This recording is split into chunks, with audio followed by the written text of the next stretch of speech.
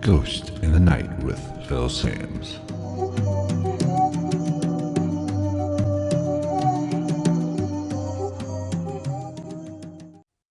What is going on, everybody? Welcome to episode 101 of Ghost in the Night, a Hauntings and Paranormal podcast. Thank you so much for checking out the podcast. Greatly appreciate it. I know everybody's got a lot going on, and I really appreciate everybody that takes the time to check out this podcast and spend a little time with me. Now, today we're going to do a little bit of paranormal headlines.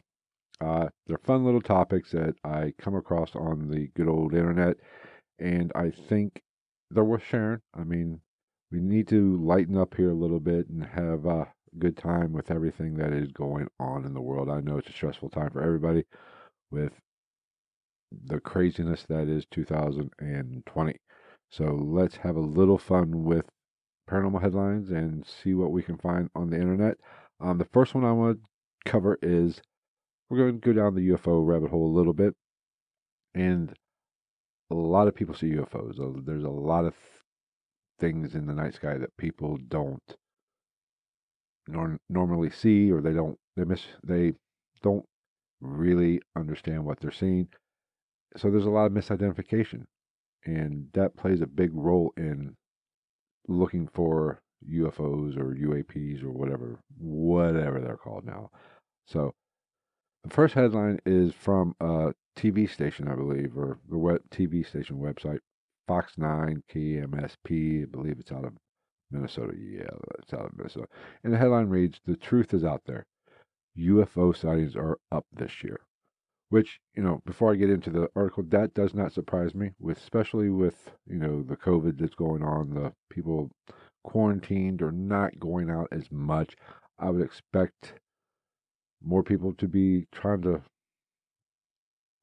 pass the time by even, looking up to the skies, going out in their patios or porches or whatever you have, and just kind of looking up at the night sky. Because what else is there to do? You can only watch so much damn television.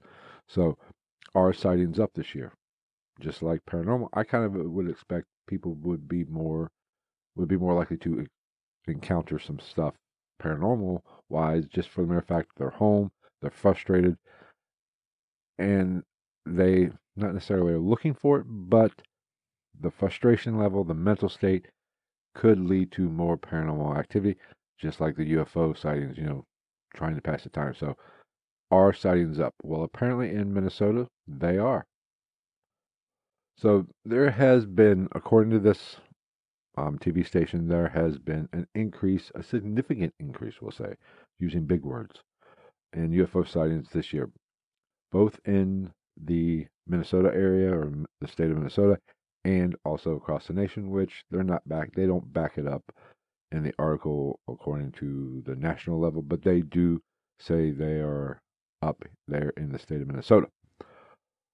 But they are communicating with groups that basically research this. They go out and talk to people who have had encounters, who are seeing some strange things. Anybody in this field or is familiar with the History Channel has heard of MUFON. They actually are networked is put together to actually search and answer some of these UFO questions, and they have numerous numbers of volunteers around the world, and that they spend their time investigating UFO sightings. So what do we have in the article here? Let's see. And UFOs have been a big deal since 2017, really, with that New York Times article when things, were kind of exposed and you're getting some disclosure from the government. But so things are definitely on the uptick. I don't know whether there's going to be even more disclosure coming out in this year or the remainder of this year or next year. I think we got our hands full a little bit, but this article basically talks about how, this year, just in Minnesota, there's been 99 sightings thus far. And it looks like, let's see, in Minnesota, let me read it here. Minnesota MUFON has 80 volunteers who have documented about 1,226 encounters or UFO sightings in the last 20 years. and it's all over the state. So there's 99 sightings this year, and over the last 20 years, there's been 1,226. That works out, according to my math, works out to be, on average, over the last 20 years, 61.3. So figure 61 sightings per year. So naturally, they are up in sightings on average this year. So that is interesting. But here's the kicker: if you read further in this article, that's not the only or the greatest number of sightings. Naturally, in the last 20 years, let's see. In 2015, they had 114. So what was going on in 2015? No pandemic there. So I think it's just kind of making a mountain out of a molehill, if I could speak. I don't think there's anything significant about this year. I would think there is, like I said earlier, but it's just people don't look up to the sky as much as they used to or in years past. We're busy. People have a lot going on, so I'm not sure if you can really, by the numbers, yes, it's up, but like I said, in 2015, there was a lot more, 15 more to be exact. So I'm not, I don't think UFO sightings are on the rise or dramatically on the rise overall, but it is very interesting. Now, interesting fact that they state in this article, let's see here, about the MUFON cases that they investigate. Let me read.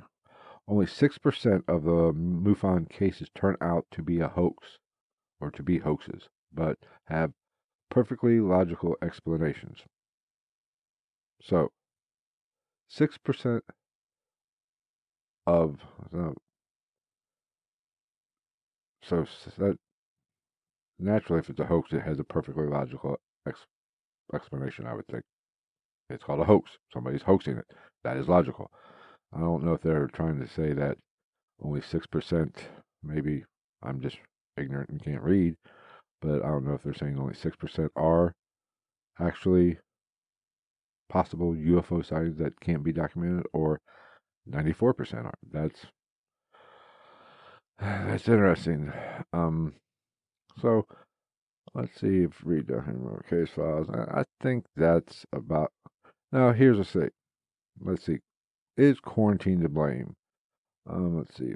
Let's see a quote from some guy named Thaddeus. I'm not even going to try to butcher his last name. He's a planetarium educator at the Bell Museum in St. Paul.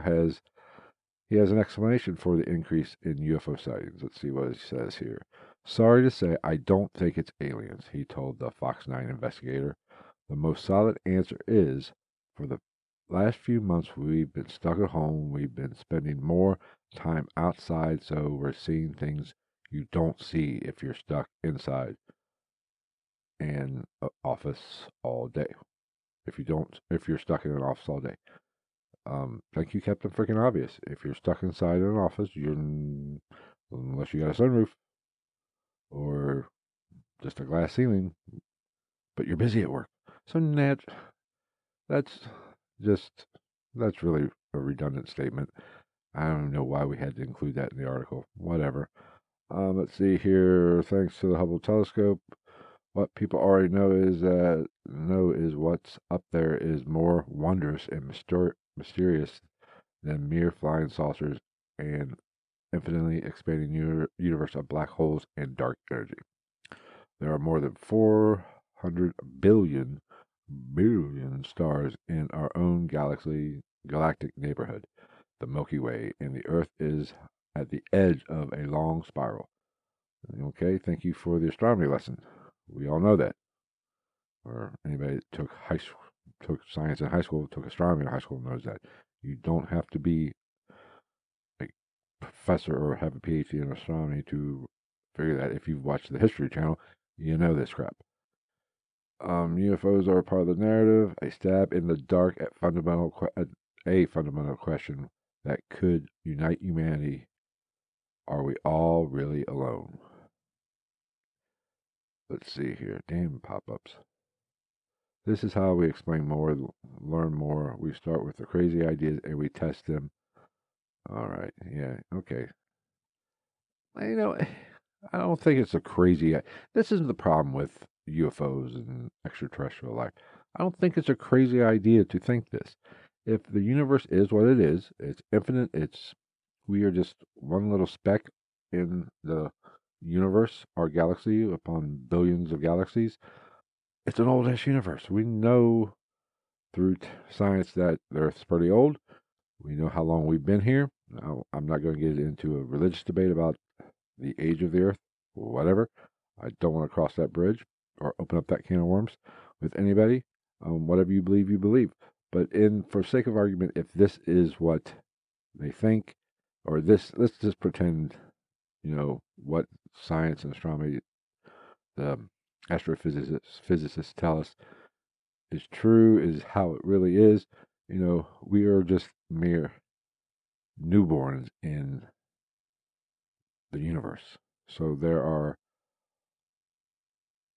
ultimately, with the billions upon trillions of stars, which leans to the aspect they have some kind of planetary system revolving around them. Naturally, some are going to be in that Goldilocks zone that are Earth-like and are very capable of sustaining life.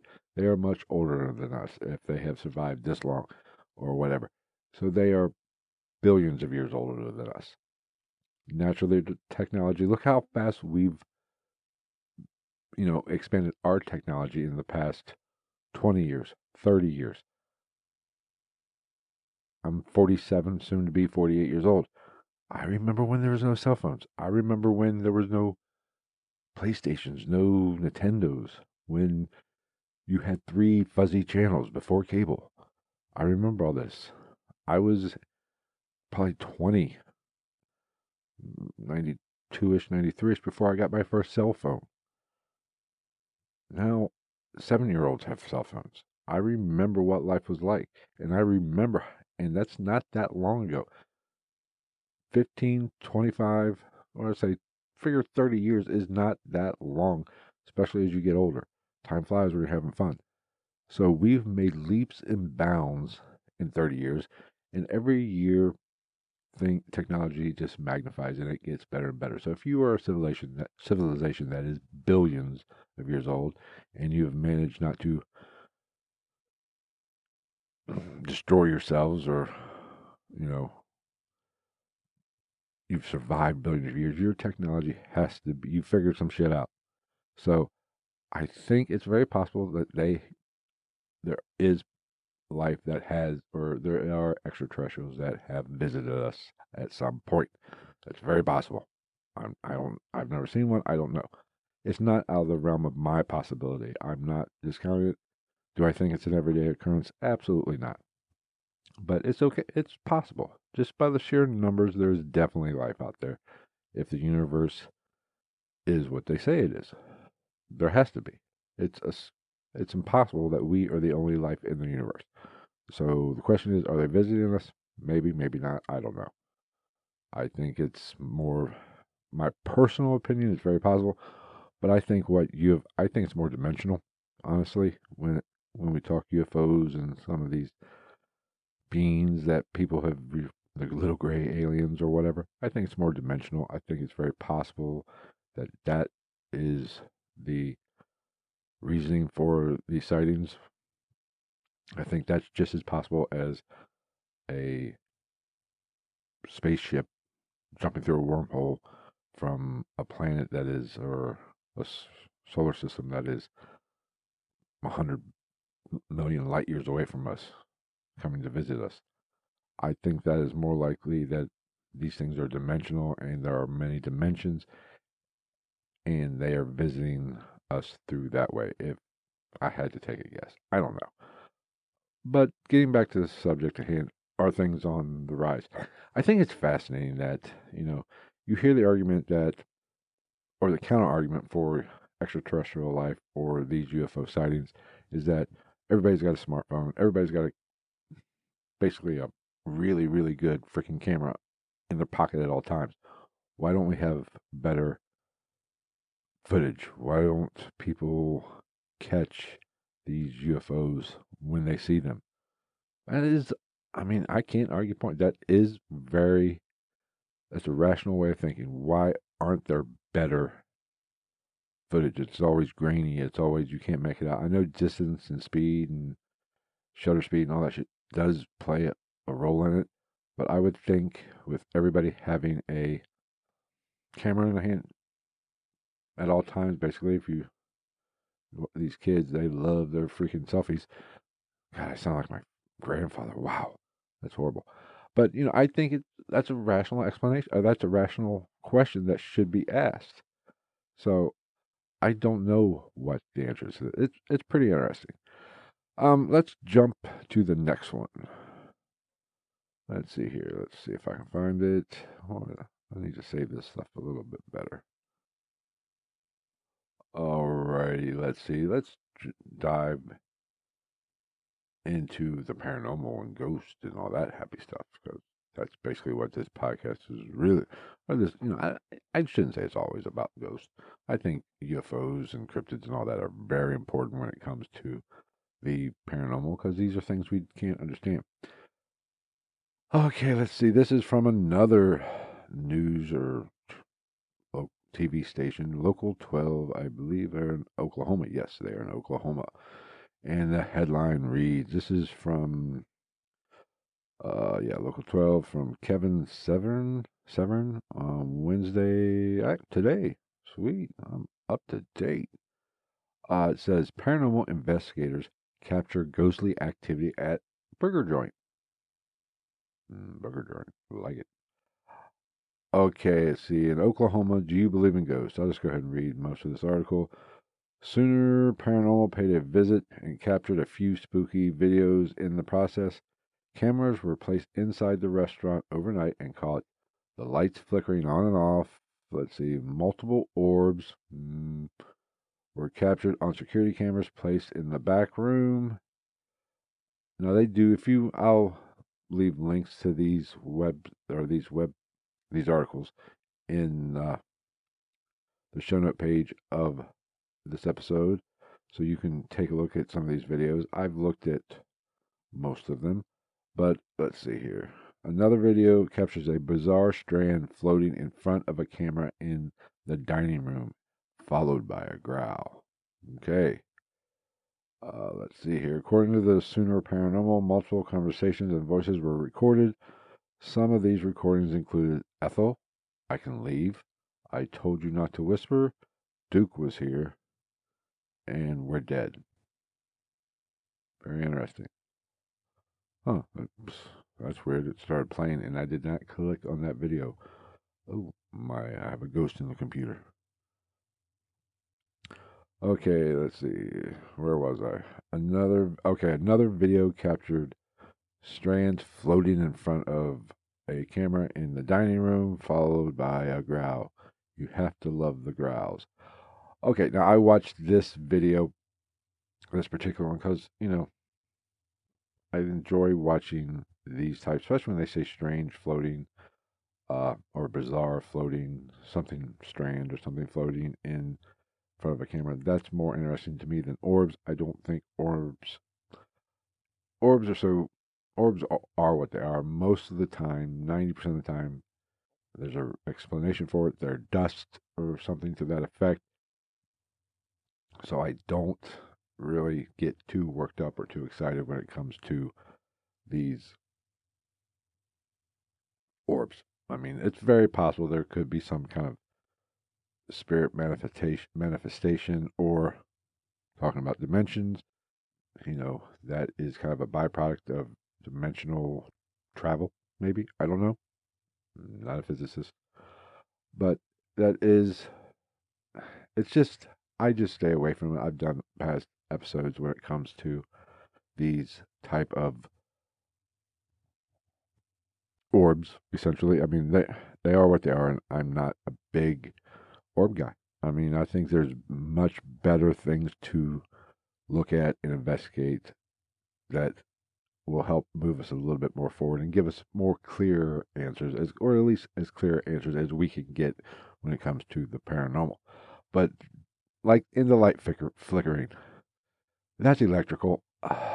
Or I'm going to say electrical. I can't, just by looking at the video, I can't prove or disprove it. I mean, I don't know what or how, if you experience something like that, light flickering, I've experienced, that kind of thing as well in some of my investigations. And we did find there was kind of a wiring issue where you jiggled an extension cord, those lights came on and off, or they replicated what we saw. So I can't 100% say that was a spirit or an entity trying to interact with us by turning on and off the lights. But what I can say, whatever, if maybe something was in that little storage room where the lights were plugged in that was bumping it or passing through it, that was causing that kind of activity. I can't say either way, but if it's just random lights in a location like this burger joint, then, I don't know what the electrical issues are there. Maybe there's an electrical issue. I mean, those are generally pretty much up to date just with, health codes, and businesses have to stay on that kind of stuff. But I'm not there, so I don't know. But that is where I would start. If you experience that kind of stuff, get an electrician out. Do a test to see the wiring. Make sure there's no shorts or anything. So it's not 100% proof of anything. Was there lightning storms? I've been in, pre-storm mode in the house where lights had kind of flickered, where lightning must have struck, where I couldn't actually hear it, but it still caused a surge of some sort, and the lights flickered in the home. So there's a million things it could possibly be other than the paranormal. Not saying it's not, but I like to go for more conclusive evidence or experiences. Now, so getting back to the bizarre strand floating in front of the camera, this is what piques my interest. And I watched the video, so like I said, it'll be in the show notes if you want to check out this article. And I believe it's the last video on the it's the last video. I watched it, and eh, it's weird. It almost looks like I personally think it could be maybe like a spider web or that was in the corner or up on the ceiling. Maybe the ventilation grabbed it and broke it loose and went in front of the camera. I don't know. I mean, it's not. I would have to lean towards something like that being part of or more likely than some kind of weird spirit manifestation. So it's interesting, but that is when you're dealing with camera, especially from the camera angle, it is up on the ceiling or up high, maybe not, yeah, probably right on the ceiling from the way it looks to me. I think that is more likely than a spirit or a ghost. Now, as for the growls are always interesting, but without me being there, I can't say it's uh, some sort of spirit or demonic or evil entity. I don't know what's around that place. Sound travels. Could there be some kind of animal in a close proximity of the place that the camera picked up the sound from outside? I don't know. I wasn't there. And this is what, just it's not proof of anything. It's interesting, but it's not proof of anything. And that's why I don't really get too excited when seeing these type of videos or going down a YouTube rabbit hole with evidence, because I'm not there. I don't know what's going on. I wasn't in that location at the time when that was filmed, so I can't say with 100% accuracy of anything. So they are what they are, and I don't get too riled up or too excited. And I'm not going to say it's all fake or it's all just there's a rational explanation for it. I'm not going to say that either. I just wasn't there, so in my mind, it's up for interpretation, and that is my interpretation of it. So let's see here. Let's lighten this mood up a little bit and have a little bit of a fun one here. Okay, let's see here. What? Oop, it's loading. Computer slow. Computer slow. George Clooney once dared Brad Pitt and Don Cheadle to sleep in a haunted lake house. This is fun. I mean, and I think it does prove a point when it comes to people's mindset with the paranormal, which I harp on all the time. If you've listened to some of my previous episodes, just episode or two ago, I talked big about mindset. Okay, let's read. Let's see. It starts out, what a $10,000 bet between friends and Ocean 11 co-stars. Or says, what's a $10,000 bet between friends? Okay, that's just the rich. We know. We get it. Okay, let's see. Blah, blah, blah. Okay, the article starts off. Besides being one of GQ's Men of the Year issue cover stars, George Clooney is a noted prankster. So we're saying he's prank. Are they setting up for the prank that he was just screwing around with Mr. Pitt and Don Cheadle? In the latest episode of whatever that is, Iconic Characters, Clooney's recounted how, while shooting Ocean's 12, he and a bunch of his co-stars all stayed at Clooney's home in Italy. Show off. Slowly convinced themselves they were living across from a haunted house. One night, he, Matt Damon, Don Cheadle, and Brad Pitt mustered the courage to take Clooney's pontoon boat across the water to the spooky abandoned home. The first thing we saw was like a statue of a snake eating a woman's head or something. He remembers. We came to the conclusion that we'd give $10,000 to any guy that could spend the night in the haunted house with just a candle, 6 matches, and a bottle of wine. Great combination for ghost hunting. Why is this? What's this computer doing? Just stop, stop spinning. Okay, it's still spinning. Who cares? I'll just continue. Um, Always a great combination. Investigation, paranormal, include alcohol, and $10,000.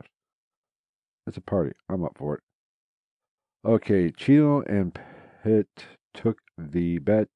They only lasted a few hours. There was a lot of. Let's see.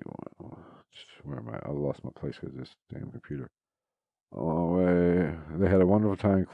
Clooney. Okay, they only lasted a few hours and they came back. So cool, good for them. Um, this is, like I said, this really dives into the mindset aspect of the paranormal. They were obviously hanging out at his place, creepy old house, and that is kind of such a misnomer that all creepy houses are haunted, or a haunted house has to be creepy looking. That is so couldn't be so further from the truth. Anybody that knows anything about the paranormal, about hauntings, or about the spirit world, it's not about the age of the house. Well, I shouldn't say that. I mean, I've always talked about. I think the older the house, yes, there is more opportunity for activity. Just for a matter of fact, there's more energy has been. It's been around a lot longer. People have been there, have experienced things, have felt emotion, have expressed, pushed out their energy into the atmosphere.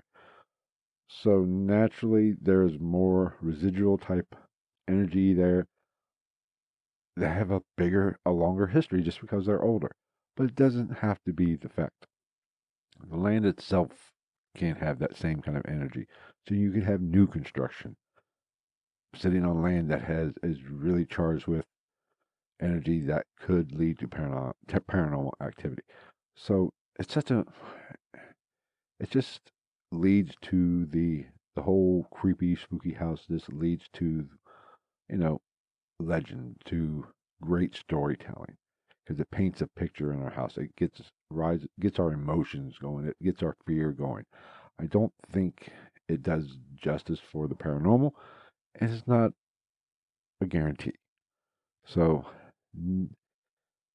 that is one mindset thing that really doesn't bother me, but you need to keep that in mind when you are dealing with, a possible paranormal encounter, possible paranormal location, or just have a creepy house in your neighborhood down the street or whatever. Doesn't mean anything, but it does get your brain working, gets those endorphins going, and you start thinking and start wondering, and that plays into it. So naturally, they built the hype up. So they did this bet, went over there, and as you go into this, start spending time. Of course, we're obviously trespassing here, breaking the law, George and the boys, but that's okay. We'll cover that a different time. But it does play to your mind starts, I don't want to say playing tricks on you, but you start getting nervous. Your heart rate elevates. You essentially get scared, and your brain is trying to warn you because it feels you are putting yourself in a possibly dangerous situation, and it starts freaking you out, and that is why they only lasted a few hours, because they built the hype up. And that is something everybody who's interested in the paranormal should take into account whenever you're getting ready for an investigation, or you're going to some of these most popular or more popular haunted locations that have been featured on uh, some of these shows. Don't get your hopes up. Don't get amped up. Don't kind of go into it just like you're going to work, and don't get creep yourself out before you get there, and or don't psych yourself up, because your brain will start playing tricks on you, and maybe you will not truly understand what you're seeing, and you might jump to the paranormal or jump to the unexplainable conclusion and you'll miss the rational or logical explanation for something that you might possibly experience there. So the brain, you're in a constant struggle with your brain when you're doing paranormal type work. You have to keep it calm. You have to be cool. You have to be rational. Don't get too excitable. Don't get too scared. Don't build up to it. Just do it and go from there. And this is a perfect example of that, I think, in my personal opinion. And it's hard to do. It's hard not to get creeped out, especially if you're in a location that has had reported activity. It's hard not to, you know, get a little tingly or get the hair on the back of your head if I had hair, standing up a little bit. So you have to fight that. You're in a constant battle with your own mind when you're a paranormal investigator. I've fallen victim to it as well. I mean, I've kind of gotten psyched myself up and kind of got spooked when there was really nothing to get spooked about. I mean, I don't think I've said something is paranormal because I was spooked. Because I try to keep a rational head. I come back to earth, for lack of a better word, rather quickly, and don't get if I get that sensation of that fear sensation, and I have an encounter, I try to analyze it real quick, and I always go to the rational first. Rule out the rational, or rule out the normal reasons or normal causes for that whatever experience was before I jump to the paranormal. That's how I combat that. And that's what I recommend everybody doing. Or if you live in a home and you are experiencing something, it might be paranormal, but don't take that road, or don't jump off that exit just yet. Try to find the rational explanation for it to calm yourself down. And if you don't, then you start dealing with it. Don't cross that bridge until you have to. Is the best advice I could give anybody who is dealing with or has an issue with the paranormal. But that is something I like to talk about. I do like to cover these paranormal headlines just for they're fun, they're interesting. I think I try to stay up to date. These are kind of fun ones, and especially the last one. I'm going to start doing these a little bit more often. I think that is going to wrap up this episode. Don't forget, please follow me on Twitter at night_ghost or Facebook you at Ghost in the Night.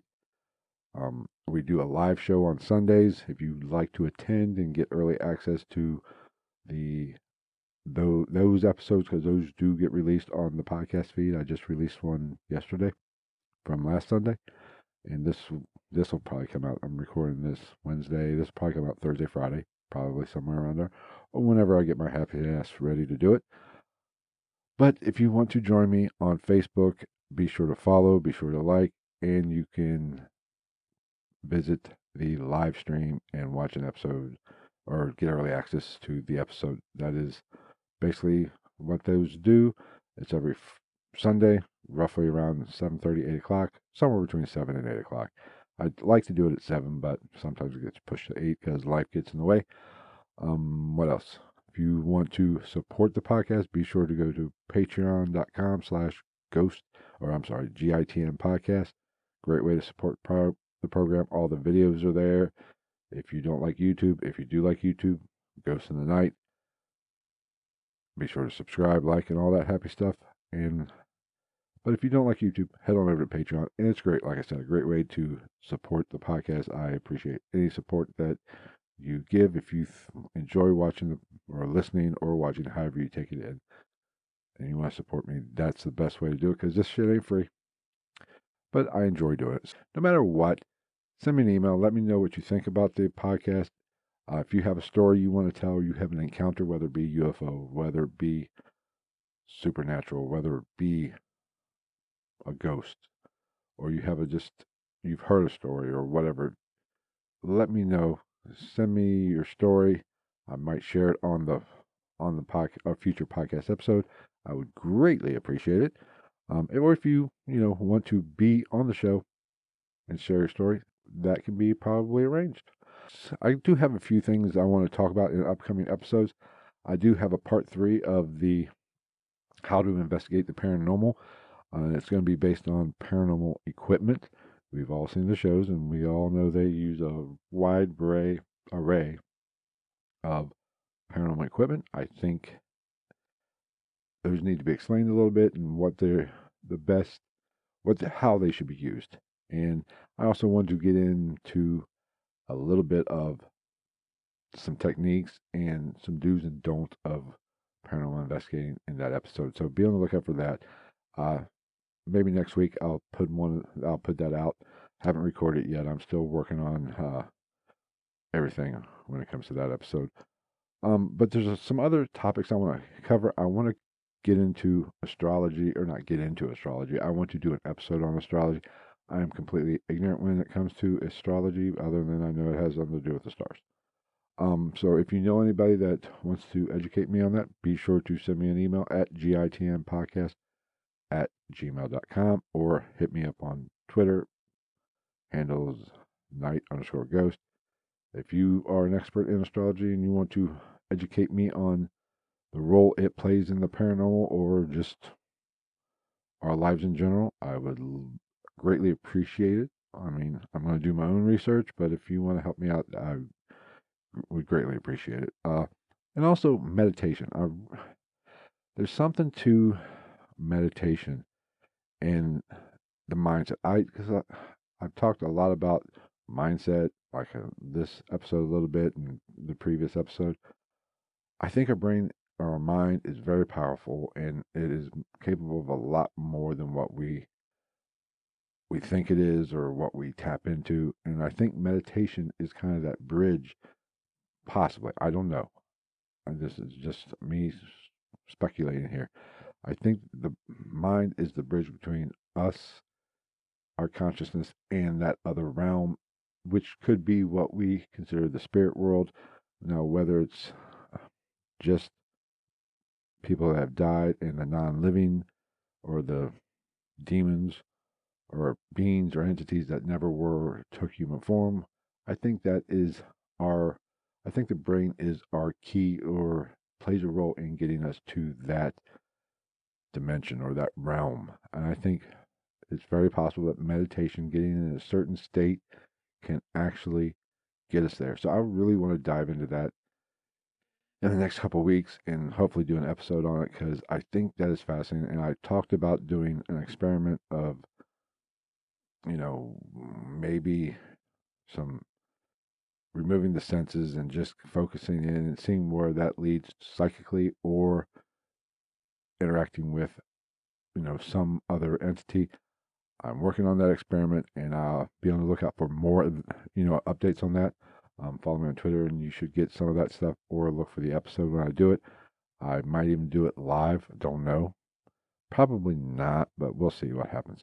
But I think that's going to wrap it up. Thank you so much for taking time out of your busy schedule to check out the podcast. Be sure to like, subscribe, however you take in this podcast, whether it be iTunes, Stitcher, Spotify, Apple Podcasts, which I think is iTunes now, Google Podcasts, whatever those two are called now. However you take it in, be sure to follow, be sure to subscribe, whatever they offer. Rate, review if you want. I greatly appreciate it. Follow us on, or subscribe to the YouTube channel, where you can get all the videos and some bonus episodes, or some bonus investigation clips and stuff like that. I almost forgot. Hopefully, with COVID going on this year, I haven't got a chance to do a lot of investigations, so there haven't been many on the hunt episodes thus far this year. I am going to a location this Saturday, I believe, weather permitting. So maybe we'll have another on the hunt episode here in the next week or so. So that's going to do it for today. Thank you for listening, and we'll see you next time. Take care, everybody.